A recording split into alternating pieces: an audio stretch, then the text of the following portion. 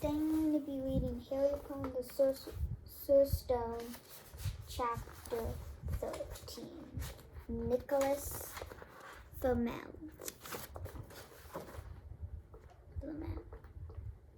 Dumbledore had convinced Harry not to go looking for the Mirror of Erised again. And for the rest of the Christmas holidays, the invisibility cloak stayed folded at the bottom of his trunk. Harry wished he could forget what he had seen in the mirror as easily, but he couldn't. He started having nightmares over and over again. He dreamed about his parents disappearing in a flash of green light, while a high voice crackled with laughter. You see, Dumbledore was right. That mirror could drive you mad, said Ron when Harry told him about these dreams. Hermione came back the day before term started and took a different view of things. She was torn between going at the idea of Harry being out of bed, roaming the school 3 nights in a row, a Filch caught you, and disappointment that he hadn't at least found out who Nicholas Flamel was. He had almost given up hope of ever finding Nick Flamel in the library book, even though Harry was still sure he read them somewhere. Once term had started, they were back to skimming through books for 10 minutes during their breaks. Harry had even less time than the other two because Quidditch practices had started again. Wood was working the team harder than ever. Even the endless rain had replaced the snow couldn't dampen his spirits. Harry was on Wood's side. If they won their next match against Hufflepuff, they would overtake Slytherin in the House Championship for the first time in years. Quite apart from wanting to win, Harry found that he had fewer nightmares when he was tired after training. Then, during one particularly wet and muddy practice session, Wood gave the team a bit of bad news. He had just gotten very angry with the Weasleys, who kept dive-bombing each other, pretending to fall off their brooms. You stop messing around, he yelled. That's exactly what thing that will lose our match. Snape's refereeing this time, and he'll be looking for any excuse to knock points off Gryffindor. George Weasley really did fall off his broom at these words. Snape's refereeing, he spluttered through a mouthful of mud. When's he ever refereed a Quidditch match? It's not going to be fair if we might overtake Slytherin. The rest of the team landed to complain too. It's not my fault, said Wood. We've just got to make sure we play a clean game so Snape hasn't got an excuse to pick on us. Which was all very well, thought Harry, but he had another reason for not wanting Snape near him while he was playing Quidditch. The rest of the team hung back to talk to one another as usual at the end of practice, but Harry headed straight back to the Gryffindor common room, where he found Ron and Hermione playing chess. Chess was the only thing Hermione ever lost at, something Ron thought was very good for her. Don't talk to me for a moment, said Ron when Harry sat down next to him. Need to cons. He caught sight of Harry's face. What's the matter with you? You look terrible. Speaking quietly so that no one else could hear, he told the other two that Snape's sudden sinister desire to be a Quidditch referee. Don't play, said Hermione once. Say you're ill, said Ron. Pretend to break your leg, Hermione suggested. Really break your leg. said Ron. I can't. Listen, a little secret if I back out. Gryffindor can't play at all. At that moment, Neville toppled into the common room. How he had managed to climb through the portrait hole was anyone's guess. Because his legs had been stuck together, they looked what they recognized at once as the leg locker course. He must have had to bunny hop all the way up to Gryffindor Tower. Everyone fell over laughing except Hermione, who looked up and performed the counter curse. Neville's eyes sprang apart and he got to his feet trembling. What happened? Hermione asked him, leading him over to sit with Harry and Ron. Malfoy, said Neville shakily. I met him outside the library. He had been looking for someone to practice that on. Go to Professor McGonagall, Hermione urged Neville. Report him. Neville shook his head. I don't want more trouble, he mumbled. You've got to stand up to him, Neville, said Ron. He's used to walking all over people, but that's no reason to lie down in front of him. Make it easier. There's no need to tell me I'm not brave enough to be in Gryffindor. Malfoy already done that. Neville choked down. Harry fell in the pocket of his gloves, pulled out a chocolate frog, the very last one from the box Hermione had given him for Christmas. He gave it to Neville, who looked as though he might cry. You're worth 12 of Malfoy, he said. The Sorting Hat chose you for Slytherin, didn't it? And where's Malfoy? And stinking Slytherin. Neville's lips twitched into a weak smile as he unwrapped the frog. Thanks, Harry. I think I'll go to bed. Do you want the card? You collect them, don't you? Neville walked away. Harry took out the famous wizard card. Dumbledore again. He was the first one I ever. He gasped. He stared at the back of the card. Then he looked up at Ron and Hermione. I found him! I found Femel. I told you I read him somewhere before. Read on the train coming to here. Listen to this. Dumbledore is particularly famous for his defeat of the Dark Wizard Grindelwald in 1945, for the discovery of 12 uses of dragon blood, and his work on alchemy with his partner Nicholas Flamel. Mine jumped to her feet. She hadn't looked so excited since they got him back the marks on the very piece of homework. Stay there, she said, and she sprinted up the stairs to the dormitories. Harry and Ron barely had time to exchange mystified looks before she was dashing back an enormous old book in her arms.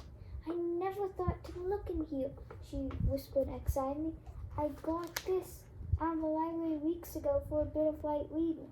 Light, said Ron, but Hermione told him to be quiet until she looked up something. She stared flicking frantically through the pages, muttering to herself. Last she found what she was looking for. I knew it! Are we allowed to speak yet? Said Ron grumpily. Hermione ignored him. Nicholas Flamel, she whispered dramatically, is the only known maker of the Sorcerer's Stone. They didn't have quite the effect she'd expect. The what? Said Harry and Ron. Oh, honestly, don't you two read? Look, read that there. She pushed the book toward them, and Harry and Ron read. The ancient study of alchemy is concerned with making of the Sorcerer's Stone, a legendary substance with as astonishing powers. The stone will transform any metal into gold. It also produces an elixir of life, which will make the drinker immortal. There have been many reports of the Sorcerer's Stone over the centuries, but only the stone currently in existence belongs to Nicholas Flamel, the noted alchemist and upper level Nicholas Flamel, who celebrated his 665th birthday last year, enjoys his life enjoying with his wife, Canel, who 658.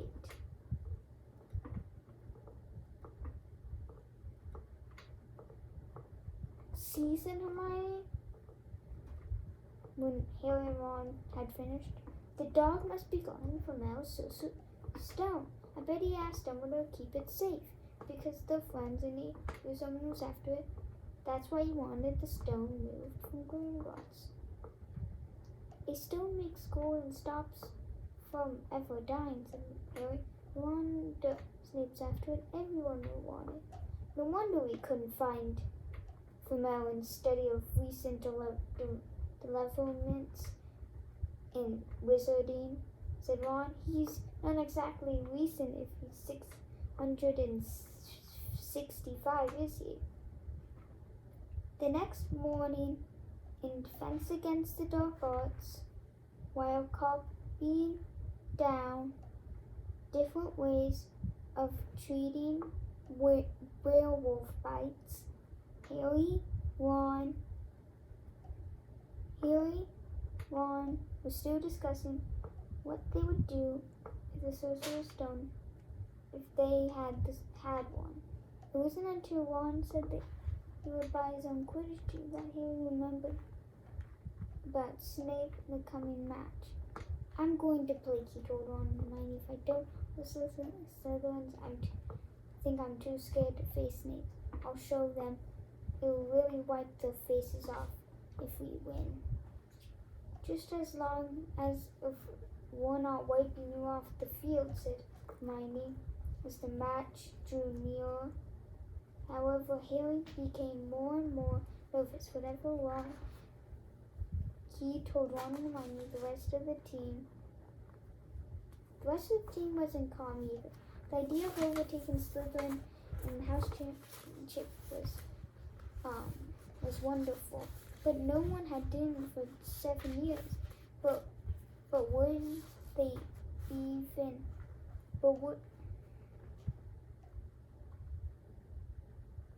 In 7 years, would they be allowed to? It's just a based referee.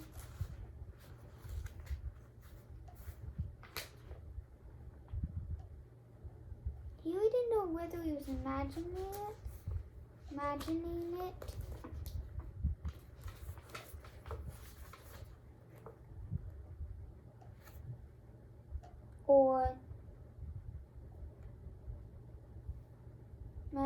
or not, but he felt like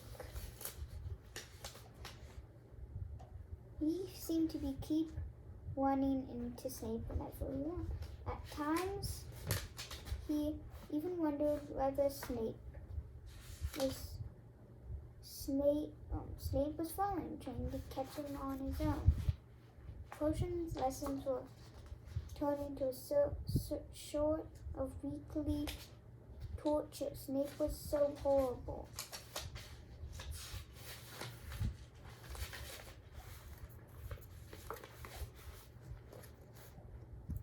Feeling that Snape could read minds. Wait, no. So horrible to Harry. Could Snape possibly know they found out about the Sorcerer's Stone? He didn't see how he could, but sometimes he felt like Snape could read minds. Harry knew when they wished him good luck outside the locker rooms next afternoon that Ron and Hermione were wondering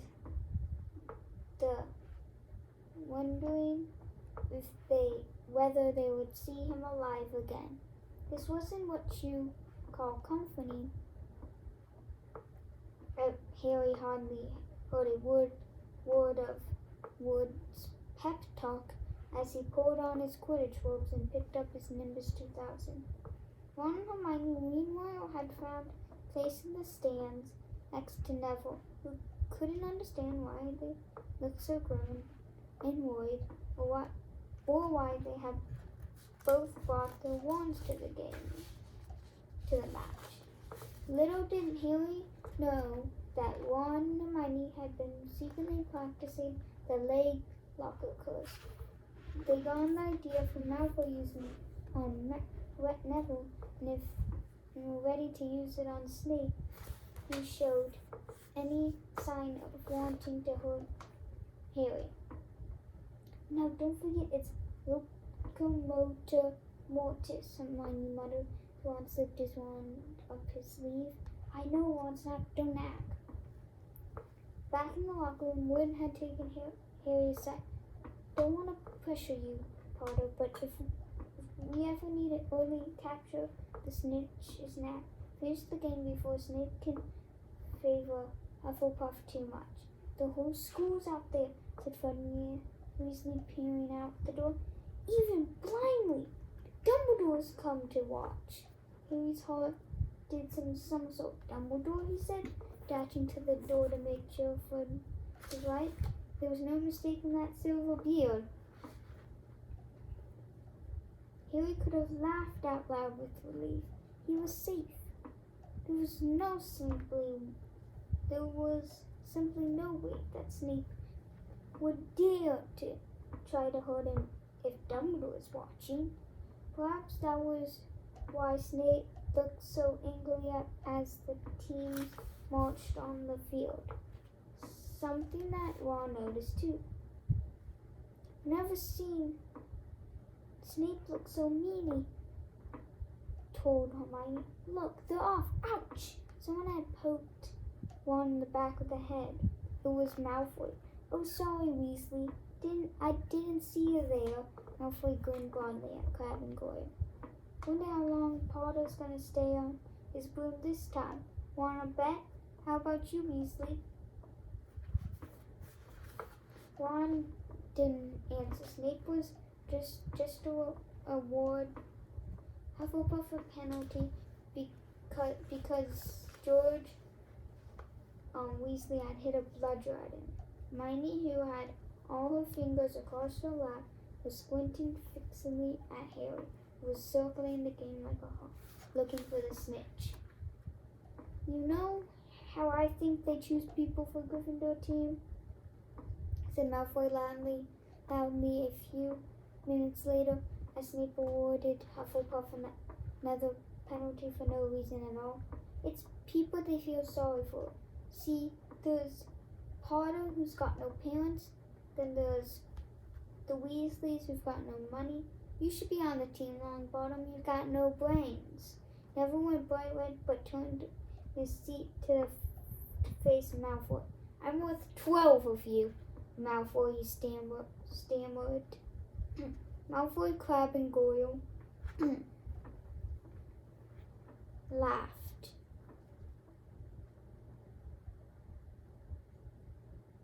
Howled in laughter.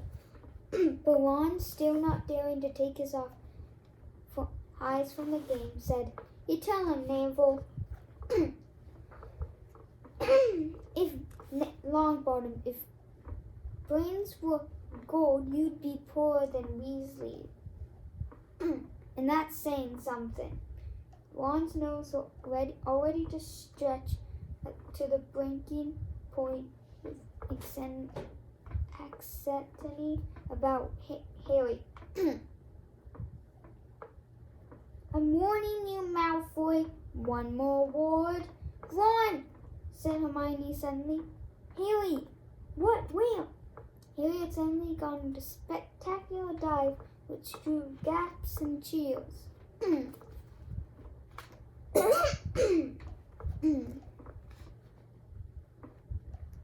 Which drew gasps and cheers. Someone from the crowd, cheers from the crowd. Hermione stood up, her crossed fingers in her mouth, as Harry streaked toward the ground like a bullet. You're in luck, Weasley. Potter's obviously spotted some money on the ground, said Malfoy. Ron snapped. Before Malfoy knew what was happening, Ron was on top of him and wrestling him to the ground. Neville hesitated, then clambered over the back of his seat to help. "Come on, Harry!" Hermione screamed, leaping up onto her seat to watch as Harry sped straight at Snape. She didn't even notice Malfoy and Ron rolling around under her seat, or scuffles and yelps coming from the wolf of fists that was Neville grabbing Goyle. Up in the air, Snape turned on his broomstick just in time to see something scarlet shoot past him, missing him by inches. The next second, Harry had pulled out of the dive, his arm raised to hump.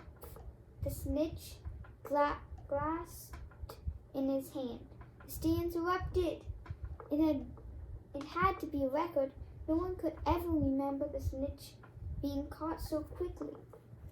Ron, where are you? The game's over. Harry's won. We've won. Gryffindor's in the lead, shrieked Hermione, dancing up and down on her seat and hugging Parvati Patil in the row in front.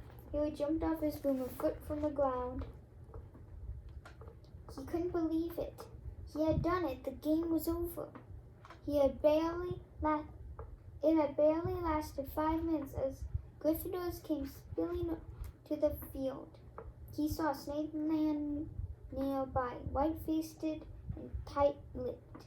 Then Harry felt a hand on his shoulder and then looked up to Dumbledore's smiling face. "Well done," said Dumbledore quietly, so that only Harry could hear. "Nice to see you haven't been bothering about that meal. Been keeping busy. Excellent." One spat bitterly on the ground. Harry left the locker room alone sometime later to take his Nimbus 2000 back to the broom shed. He couldn't ever remember feeling happier.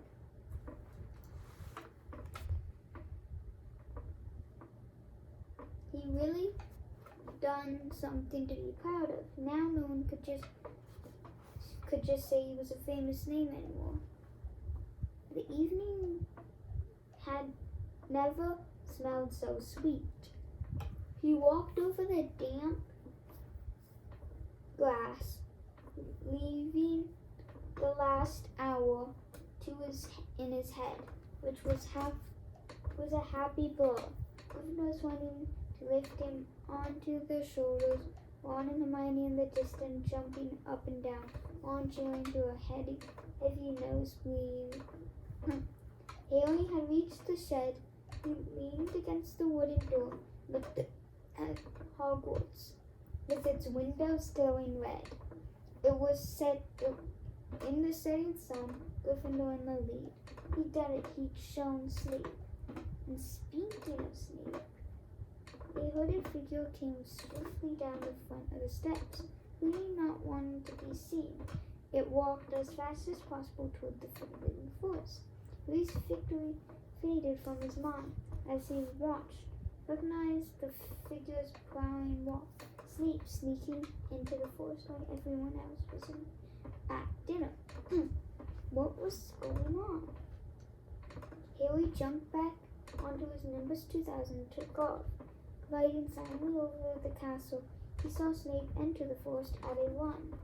He followed. The trees were so thick he couldn't see where Snape had gone. And he flew in circles, low and lower, brushing the top of the branches of the trees until he heard voices. He glided toward them, landing noiselessly in a towering beech tree. He climbed carefully on one of the branches, holding tight to his broomstick, trying to see through the leaves. Below, in a shadowy clearing, stood Snape, but he wasn't alone. Cole was there too. Harry couldn't make out the look on his face, but he was stuttering worse than ever. Harry strained to catch what they were saying. don't know why you want to meet here of all places, Severus. Oh, I thought we would keep this private, said Snape, his voice icy. Students aren't supposed to know about the Sorcerer's Stone after all. Harry leaned forward. Cole was mumbling something. Snape interrupted him. Have you found out how to get the past that beast of Hagrid's now? But Severus, you don't want me as your Emily. Emily, Quirrell said Snape, taking a step toward him. I don't know what you perfectly know what I mean. An owl hooted loudly, and Harry nearly fell out of the tree. He steadied himself in time to hear Snape say, Your little bit of hocus pocus, I'm waiting. But I don't very well, Snape cut in. We'll have another little chat soon. When you have had time to think over, decide where your loyalties lie.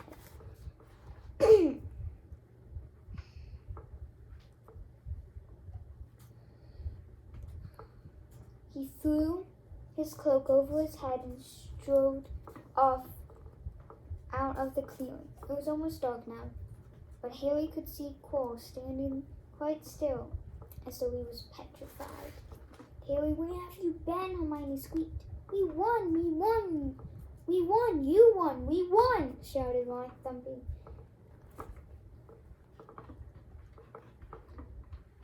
Harry on the back. And I gave Malfoy a black eye. And Neville tried to take on Crabbe and Goyle single-handed. He's still out cold, but Madame Pomfrey says he'll be all right. Talk about showing Slytherin. Everyone's waiting for you in the common room. We're having a party. Fred and George stole some cakes and stuff from the kitchens. Never mind that now, said Harry breathlessly. Let's find an empty room. You wait till you hear this. He made sure Peeves wasn't inside before shutting the door behind them. Then he told them what he's seen and heard. So we're right. It is the Sorcerer's Stone, and Snape's trying to force Cole to help him get it. He's asked if he knew how to get past Fluffy. He said something about Cole's hocus pocus. I reckon there's other things guarding the stone apart from Fluffy.